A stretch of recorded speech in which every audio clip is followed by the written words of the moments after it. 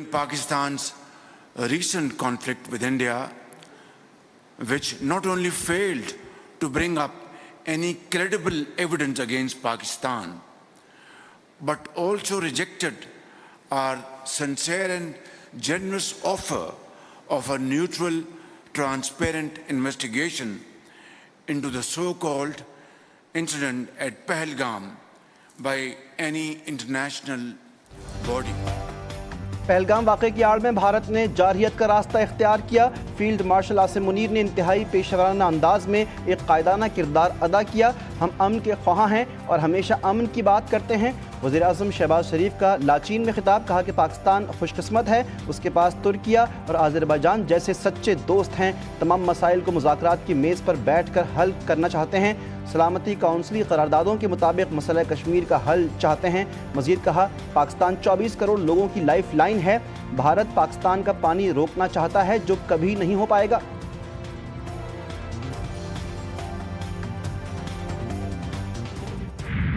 Pakistan has just been able to overpower an enemy in the last few weeks, which is 5 times more populated than Pakistan, which is many times stronger in economic terms than Pakistan, and which has spent over decades hundreds of billions of dollars to purchase world's latest weapons, ammunition, fighter planes and modern technology.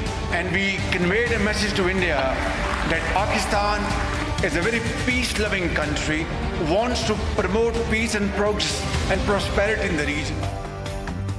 حال ہی میں ایسے دشمن کو شکست دی جو ہم سے 5 گنا بڑا ہے. بھارت کئی دہائیوں سے جدید ہتھیاروں کی خریداری کے لیے اربوں ڈالرز خرچ کر رہا ہے.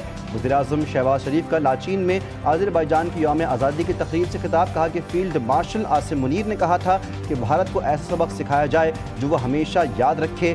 شہباز شریف نے کہا, ریاست کی خاطر جانیں قربان کرنے والے شہداء کو سلام پیش کرتے ہیں. پاکستان 28 مئی کو ایٹمی طاقت بنا. آج پاکستان یوم تکبیر اور آذربائیجان کا یوم آزادی ایک ساتھ منایا جا رہا ہے. ترکی اور پاکستان کے رہنماؤں کی تقریب میں شرکت مضبوط دوستی کی عکاس ہے. ترکیہ, پاکستان اور آذربائیجان کا تعاون مزید مستحکم ہوگا. آذربائیجان کے صدر الہام علیوف کا آذربائیجان کے یوم آزادی کی تقریب سے خطاب, کہا کہ 107 برس قبل آذربائیجان پہلا آزاد مسلم ملک بنا جس پر 7 برس بعد روس نے قبضہ کیا. 2022 میں ہم نے ارمینیا کو شکست دی اور نگورنو کارباخ کو آزاد کروایا. ترک صدر رجب طیب اردوان نے کہا کہ ترکیہ, آذربائیجان اور پاکستان 3 ملک اور ایک قوم ہیں. آذربائیجان کے ساتھ اپنی دوستی کو مزید مضبوط بنائیں گے. ترکیہ ہر اچھے اور برے وقت میں آذربائیجان کے ساتھ کھڑا ہے.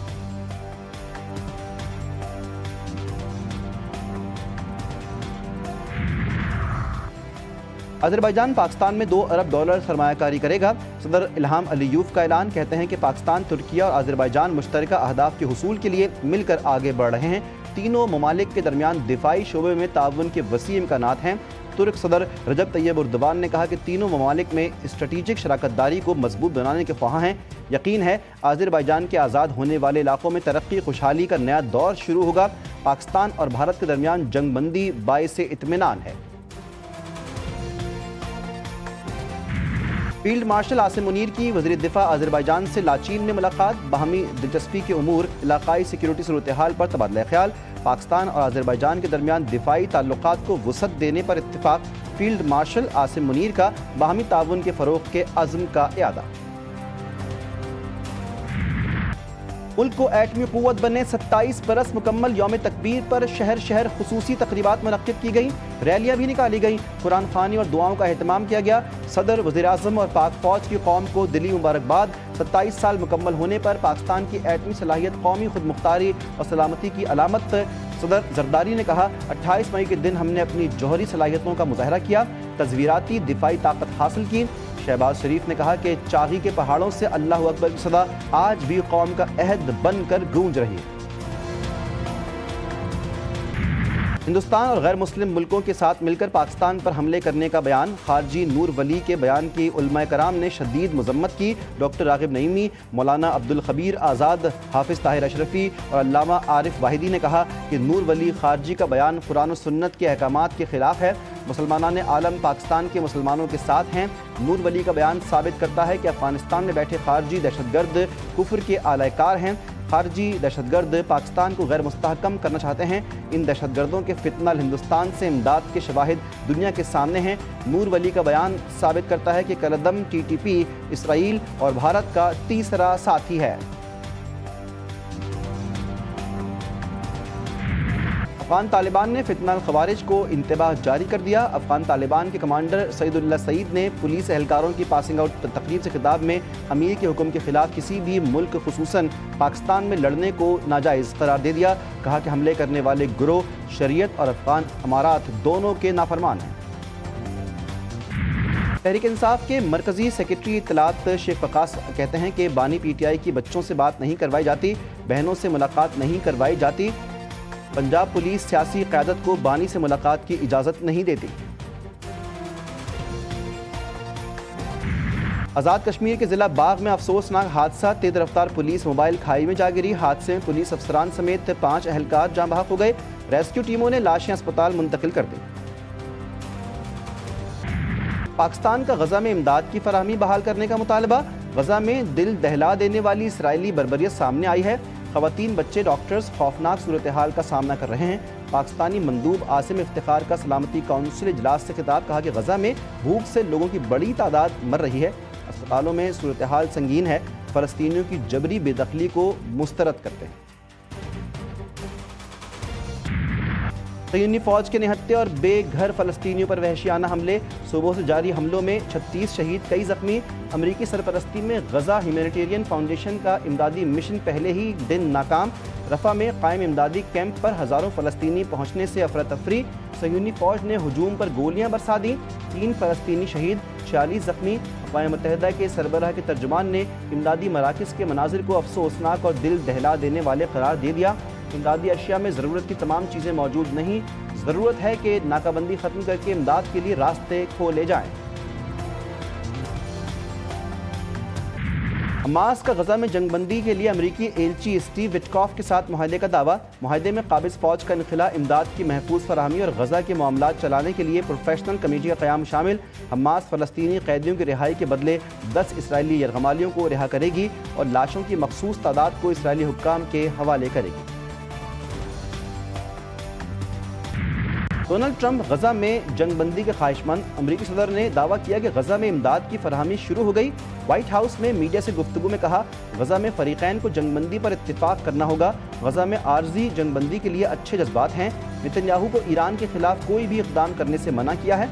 प्यूटिन कोई खेल खेलते हैं तो इसका मुख्तलिफ जवाब देंगे। ज़रूरत पड़ी तो ज़ेलेंस्की और प्यूटिन के साथ बैठेंगे। मस्जिद अल अक्सा की बेहरमती पर मुत्तहिदा अरब अमारात में इसराइली सफ़ीर की तलबी, एहतजाज रिकॉर्ड करवाया। वज़ारत ख़ारजा ने कहा कि मस्जिद अल अक्सा में इसराइली इक़दामात इश्तियाल अंगेज़ी हैं। मस्जिद अल अक्सा की मौजूदा हैसियत का तहफ़्फ़ुज़ यकीनी बनाया जाए। इसराइली वज़ीरों और आबादकारों को सज़ा देने का मुतालबा। रूस की जानिब से यूक्रेनी सदर की ट्रंप और प्यूटिन के साथ सह फरीकी सरबराहत कॉन्फ्रेंस की तजवीज़ मुस्तरद। मॉस्को ने कहा कि रूसी सदर और ज़ेलेंस्की की कोई भी मुलाकात सिर्फ इस सूरत में होगी जब दोनों फरीक़ैन के मुज़ाकरातकारों के दरमियान ठोस मुआहदे तय पा जाएंगे। ट्रंप का जंग ख़त्म करने के लिए मुआहदा ना करने पर इज़हार मायूसी। सिंध के मुख्तलिफ शहरों में मूसलाधार बारिश और तेज़ आंधी ने तबाही मचा दी। जामशोरो कोटरी में आंधी और तूफान बारिश के दौरान बिजली के पोल, दरख्त, दीवारें और टीन की चादरें गिरने के वाक़यात। 2 अफराद जाँ बहक, ख़वातीन समेत 10 से ज़ायद शदीद ज़ख्मी। हैदराबाद में तेज़ बारिश और जालाबारी के बाद गर्मी का जोर टूट गया। लतीफ़ाबाद यूनिट 11 में अस्पताल में भारी साइन बोर्ड गिरने से कई गाड़ियाँ तबाह। मुतअद्दिद इलाकों में बिजली की तारें टूटने से निज़ाम ज़िंदगी दरहम बरहम। कराची मुसलसल शदीद गर्मी की लपेट में रहा। दर्जा हरारत 37 डिग्री को छू गया। शिद्दत 43 डिग्री महसूस की गई। महकमा मौसमियात के मुताबिक कराची में फ़िलहाल हीट वेव का कोई इम्कान नहीं, ताहम बारिश का भी कोई चांस नहीं। بنگلہ دیش کے خلاف T20 سیریز کا فاتحانہ آغاز، پاکستان نے بنگال ٹائیگرز کو 37 رنز سے شکست دے دی۔ گرین شرٹس نے پہلے کھیلتے ہوئے 7 وکٹوں پر 201 رنز بنائے۔ سلمان آغا کی شاندار نصف سینچری، شاداب خان نے 48، حسن نواز نے 44 اور محمد حارث نے 31 رنز جوڑے۔ ہدف کے تعاقب میں مہمان ٹیم 164 رنز پر ڈھیر، کپتان لٹن داس 48 رنز بنا کر نمایاں رہے۔ حسن علی کے 5 شکار، شاداب میچ کے بہترین کھلاڑی قرار۔ اور وقت کم مقابلہ سخت، خوبصورت اور تگڑے جانوروں کی تلاش کا مشن جاری۔ چھٹی کے روز ملک بھر کی مویشی منڈیوں میں رش لگا رہا، مہنگائی کے ہاتھوں خریدار اور بیوپاری دونوں ہی پریشان۔ ملی کی مویشی منڈی میں 30 من کی گائے اور بیل توجہ کا مرکز۔ حیدرآباد کے کیٹل فارم میں گہنی نسل کے 12 من وزنی بلیک ٹائیگر کے چرچے۔ لاہور کی مویشی منڈی میں 3 من کے بکری کی قیمت 4 لاکھ۔ پشاور کی مویشی منڈی میں صحرا کے شہزادوں کی انٹری، قیمتیں 4 سے 15 لاکھ روپے کے درمیان۔ خریدار اور بیوپاری میں بحث و تکرار، مناسب دام میں صحت مند جانور کی تلاش خواب بن گئی۔